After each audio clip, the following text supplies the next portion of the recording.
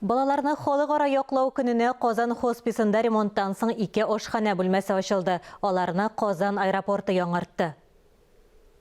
Qozan хосписындағы ошхана бүлмәсе айрыша үзенчәлекле урын. Биредә көндәлек мәшәкатьләр бер мизгелгә булса да онытылып тора. Мы, если честно, и на старой кухне проводили вечера все вместе. А на этой, думаю, теперь вообще выходить не будем.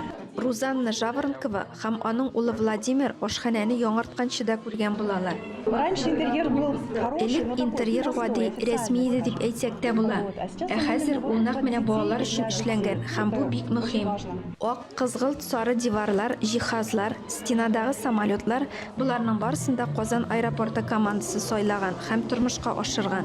Алар хосписка 2014 елдан бирле булышалар. Ошханаларны төзекләндерү эшендә үз өстенә алганнар. 7 лет прошло, уже все как бы пришло износилось, будем так говорить, поэтому мы решили полностью отреконструировать здесь. Biz munda barısında toluşunca tüzükləndirəgə, qaybır cihazlarını alıştırığa, bizə işlərin başqarığa buldu. Aviasiya ilə şok qaldı. Samolyotlar həm oyuncaqlar buralara bik uşar dip uylayım. Икенче ошхана хезмәткәрләр өчен. Монда хәзер ак һәм яшькелт төсләр өстенлек итә. Ул стрессны киметә. У нас не так много времени, чтобы посвятить себе в течение рабочего дня.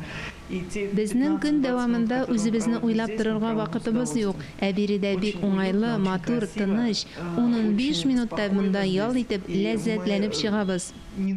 Ике ошхананы да рәсми рәвештә ачып, символик кызыл тасманы кистеләр һәм балалар өчен бәйрәм табыны оештырылды.